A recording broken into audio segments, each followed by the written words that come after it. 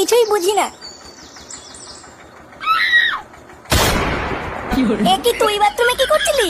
কেন বৌদি? চান করছিলাম।